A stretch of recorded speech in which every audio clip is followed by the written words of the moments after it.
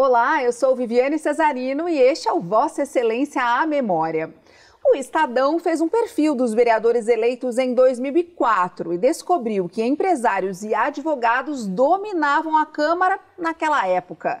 Neste contexto, nosso entrevistado de hoje precisou logo de cara explicar quem era e disse assim: sou um trabalhador, não um vereador com posses. Este trabalhador se preocupava em explicar o mundo do legislativo para os sindicatos, lutou muito pelos idosos e pela lei que criou centros de apoio ao trabalhador nas subprefeituras da capital. Estamos falando de Cláudio Prado, diretor do Sindicato dos Metalúrgicos, ligado à Força Sindical, vereador por 2 mandatos, de 2005 a 2012. Vereador, que grande honra receber o senhor aqui no plenário, que é o nosso estúdio. Muito obrigada pela presença. Eu quero agradecer o convite, Viviane, você, a TV Câmara, por estar aqui. Fazia muito tempo que eu não sentava nessa cadeira. Fazia quanto tempo? Eu acredito que uns 6 anos que eu não venho aqui. De vez em quando venho, passo, vejo os amigos, mas já faziam 6 anos, né? Essa cadeira me traz lembranças, boas lembranças de bons debates que aconteceram aqui na Câmara Municipal, que a gente pôde fazê-lo. Que bom que são boas lembranças. Vamos recordar, então, todas elas, né?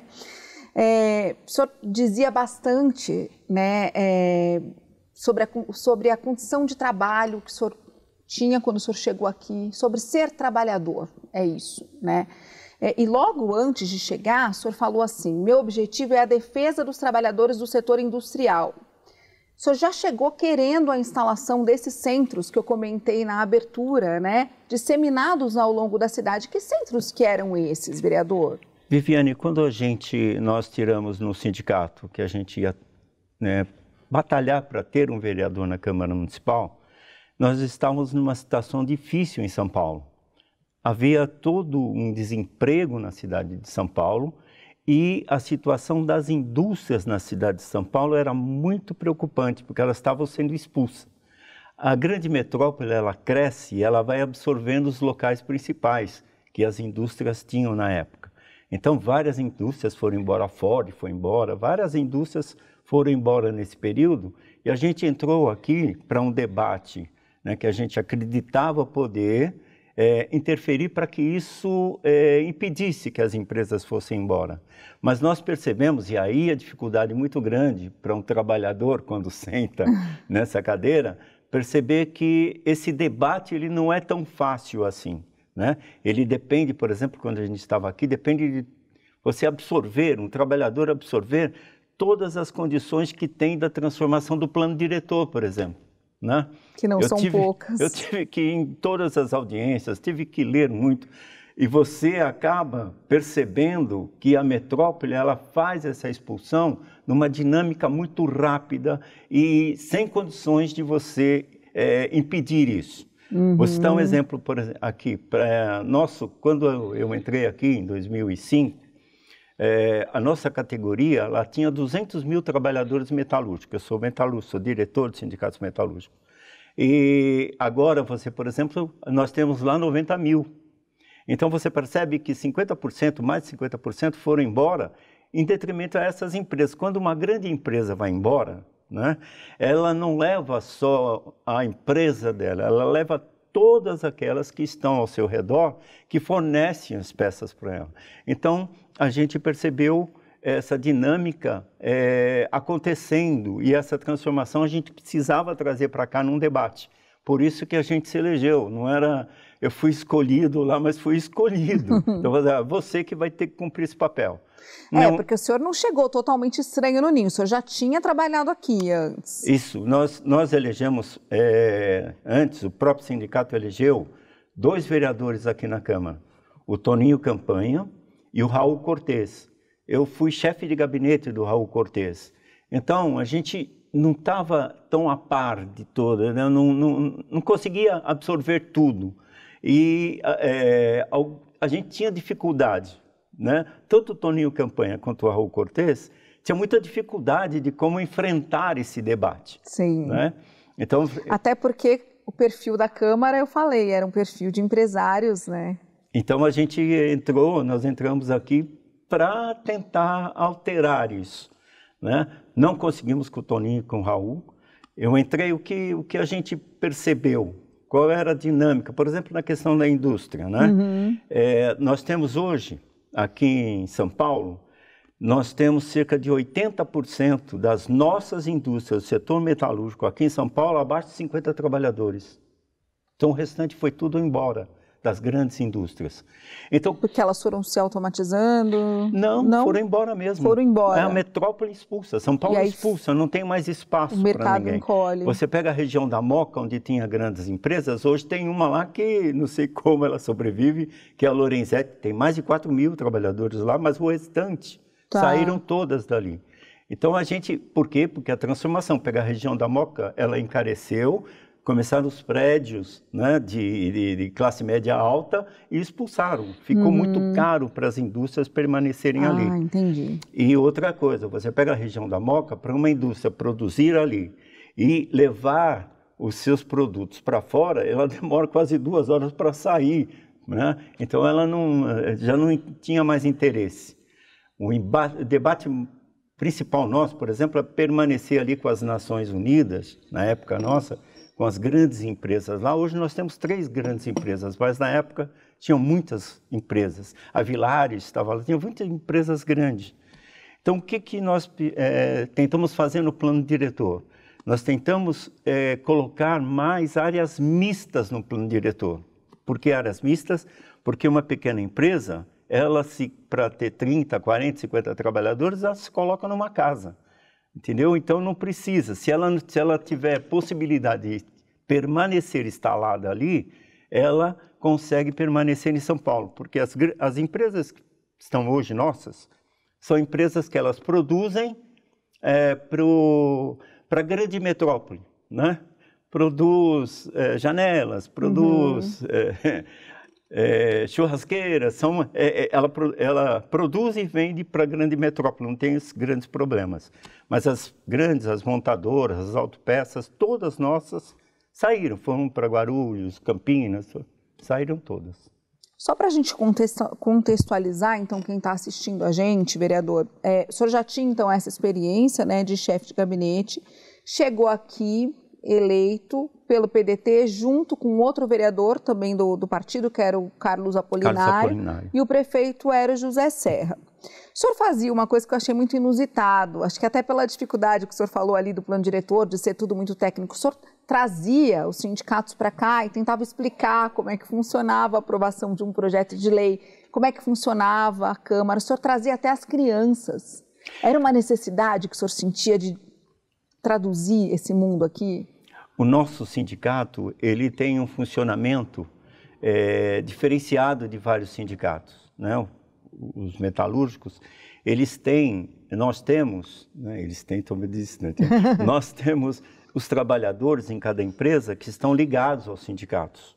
Nós chamamos de delegados sindicais. Isso, são as pessoas que estão ligadas aos sindicatos. Então, uma vez por mês, nós desligávamos das empresas esses trabalhadores, numa negociação com as empresas, e trazíamos eles para cá para eles sentirem, verem o que é realmente a Câmara Municipal, para eles entenderem, né, o debate que havia, que a gente trazia para cá, explicava, passeava, mostrava, a gente tentava colocar para eles a importância que tinha a Câmara Municipal de São Paulo. Gente, isso é muito, muito sensacional.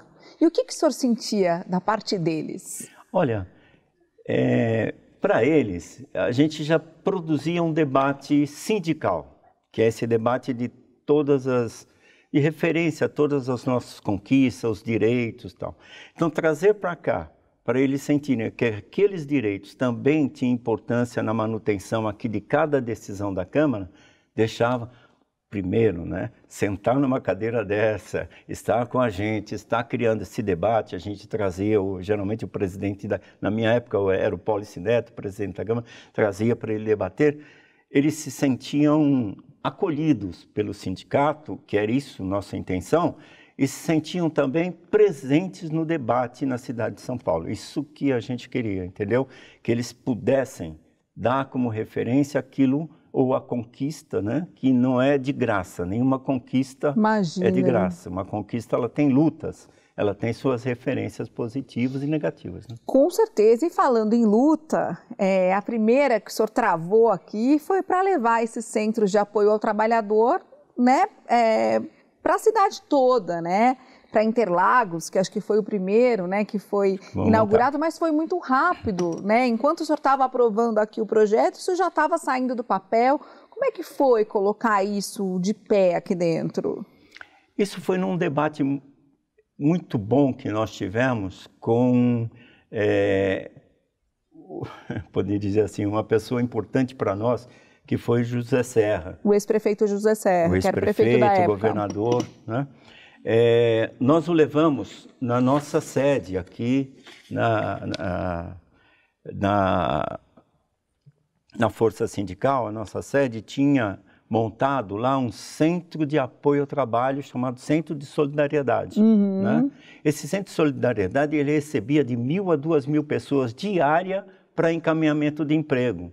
Então nós levamos o Serra... Isso na campanha ainda? Na campanha, nós levamos dizendo, olha, nós vamos te apoiar desde que, certo, você instale esse centro de solidariedade para que as pessoas não precisem vir aqui, 2.000 pessoas concentradas aqui.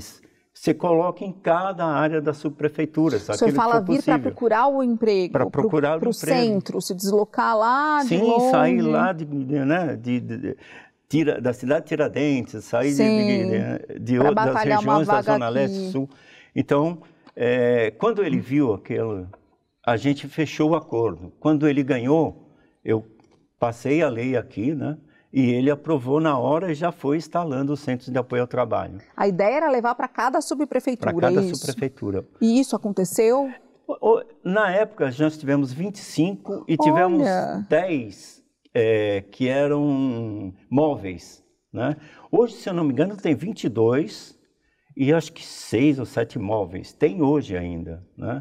Então, mas hoje a questão da empregabilidade, o debate, empregabilidade, ele é diferente da época.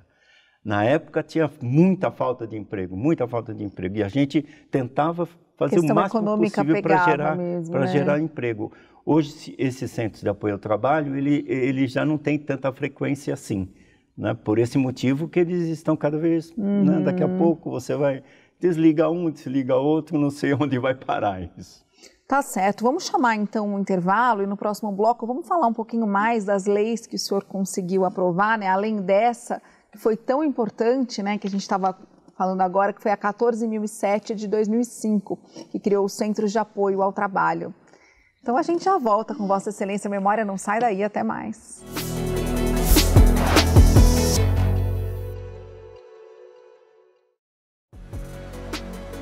Para assistir a outras edições do programa Vossa Excelência a Memória, aponte seu celular para o QR Code que está aparecendo na tela e acesse nossa playlist do YouTube.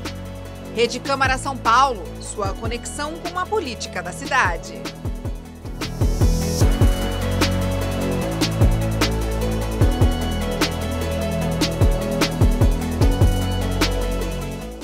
De volta com Vossa Excelência a Memória, que hoje tem a honra de entrevistar o ex-vereador Cláudio Prado, vereador por 2 mandatos aqui de 2005 a 2012, um vereador muito ligado a essa questão da força sindical e do trabalho, né, vereador? E a gente estava terminando o primeiro bloco contando dessa grande vitória, que foi a instalação desses centros de apoio ao trabalhador e ao trabalho nas subprefeituras.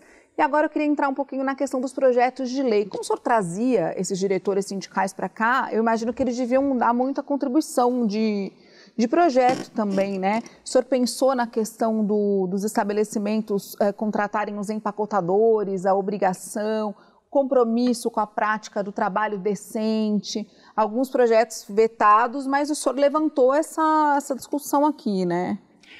A importância para nós de trazer o debate do mundo do trabalho para a Câmara é porque aqui não tem muitos, né? Essa ligação com o mundo do trabalho, ele não está muito vinculado aqui.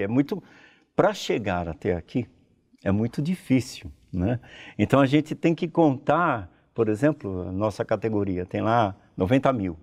Então você tem que contar com esse apoio, esse debate interno dentro da empresa para chegar até aqui. Então, já que chegamos, vamos trazer para cá o debate do mundo do trabalho. A questão do trabalho decente é um debate da OIT e pela força sindical, e não só forças, todas as centrais têm esse debate. Então, por que não trazê-lo para cá? Compromisso com o trabalho decente. Isso. Nós trouxemos para cá um debate que a gente sabia que não ia vingar, mas era uma necessidade de você debater interno na Câmara sobre a redução de jornada de trabalho para 40 horas semanais. Então, esses debates todos estavam fluindo no mundo do trabalho. Então, meu papel era trazê-lo para cá. Teve o que isenta os aposentados que moram de aluguel do pagamento do IPTU, esse infelizmente foi vetado. Foi vetado, exato. Mas tem uma necessidade e continua essa necessidade. Não pode um aposentado que ganha um salário mínimo pagar IPTU. Para quê? Qual a necessidade? Né? Numa cidade que você arrecada milhões e você não dá uma assistência social ao aposentado que ganha um salário mínimo. O projeto do cartão trabalho. Exato. O cartão trabalho era para o que a gente pensou, né? Então, nós instalamos os centros de apoio ao trabalho, então as pessoas tinham que ir lá ver. Ora, se você cria um cartão, estabelece toda uma organização, você traz um sistema de controle de toda essa empregabilidade quando você cria. Então, se surge uma vaga, não custa nada você mandar, né, para esse trabalhador, olha, tem essa vaga, isso e aquilo. Então, o cartão trabalho era mais para você fidelizar a necessidade e fazer com que os centros de apoio ao trabalho facilitassem a empregabilidade. Não adianta, às vezes a pessoa está desempregada, para ela sair de um lugar e até o outro para procurar emprego, ela não tem recurso. Na época não tinha recurso. Então, a gente queria facilitar. O cartão trabalho era para isso, para que se surgisse um emprego, imediatamente já enviasse ao trabalhador, né, o telefone ou qualquer coisa, enviasse ao trabalhador para facilitar a ida dele lá. Mas eles faziam questão de o trabalhador ir até o centro para formalizar, para depois enviar, não sei o quê. Burocracia. Parece que você não confia, né, nesse trabalhador, tem a necessidade desse emprego. Então, a gente queria criar uma dinâmica, né, mais digital para o centro. E eu vou dizer uma coisa para você, esse centro ainda tem e consegue cumprir um papel mais importante do que ele cumpre hoje. Parece que ele está escanteado, em função, a cidade não está percebendo o que está acontecendo com ela. Então, por exemplo, a redução nossa do setor industrial criou uma debilidade salarial dentro de toda a cidade. Então, você tem 75% dos empregos que são prestadores de serviço. Que tipo de prestação de serviço? A gente não sabe o que não identifica. É papel dos centros de apoio ao trabalho identificar, criar alternativas melhores. Porque a partir daí você tem a necessidade, conhecendo o que precisa ser feito, você qualificar para você empregar. Então, já não é mais só encaminhar a mão de obra, você tem que ter a importância de qualificação da mão de obra. Sim. Então, hoje, por exemplo, citamos o que acontece. Nos metalúrgicos, a juventude está fazendo do setor metalúrgico. Quando eu entrei numa empresa metalúrgica, eu sou metalúrgico há 40 anos, então quando eu entrei na empresa metalúrgica, você entrava aqui, você ia subindo, você crescia, você ia... Na carreira, você diz, exatamente. Tá? Hoje, o jovem entra no setor metalúrgico, ele quer sair, porque o setor metalúrgico já não tem o recurso necessário a ele. Então, ele já não tem compromisso com nada, ele não tem compromisso no comércio, não tem compromisso no setor industrial. Então, para onde vai essa juventude se você não qualificar e melhorar a qualidade de emprego dele? Os centros de apoio ao trabalho têm a obrigação de cumprir esse papel e não estão cumprindo. Vamos falar de uma outra lei muito bacana que o senhor fez aqui, que é a 14.090 de 2005, que cria brinquedos para as crianças especiais, que são aparelhos para as crianças cadeirantes poderem se divertir também nas pracinhas, né? Isso. Linda essa lei. Essa lei, você esqueceu de uma que foi anterior. Então me lembra. Nós trouxemos para cá uma lei que criava os aparelhos para os idosos da terceira idade. Que nós vamos falar de idoso já já. Então nós criamos essa lei para os aparelhos da terceira idade que não tinha na cidade de São Paulo. Não, porque o subprefeito... Esses que a gente vê hoje nas pracinhas também. Ele não conseguia disponibilizar recurso. Então a minha lei, na verdade, ela cria a possibilidade de um subprefeito disponibilizar o recurso que ele tem ele mesmo para a execução desses centros, né, desses aparelhos para os idosos. Então, esses aparelhos de ginástica, você passa hoje, na minha época, não tinha nenhum. Hoje, você passa em cada praça tem esses aparelhos. Tem mesmo. Então, puxa vida, eu estou ficando idoso, já vou frequentar um, tá certo? Então, posterior a isso, a gente identificou a necessidade das crianças, né, que têm uma incapacidade qualquer, de também brincar. Porque você vai numa praça, vê uma criança normal brincando e não dava condições dessa criança brincar. Então, nós criamos essa lei para disponibilizar também a possibilidade de você colocar nas praças. Qual foi o grande problema? Por que você não vê tantos, né? Porque esses aparelhos mais adaptados, né? Esses aparelhos, eles têm uma fragilidade. Então, eles têm, por exemplo, se é cadeirante, tem todo o controle de fechar, tal.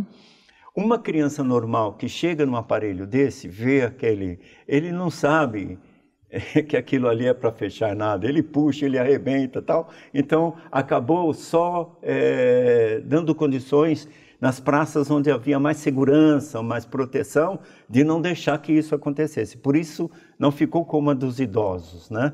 Mas eu também achei que era importante, por isso. Linda essa o que lei. É importante, a gente deve fazer. Achei Com certeza.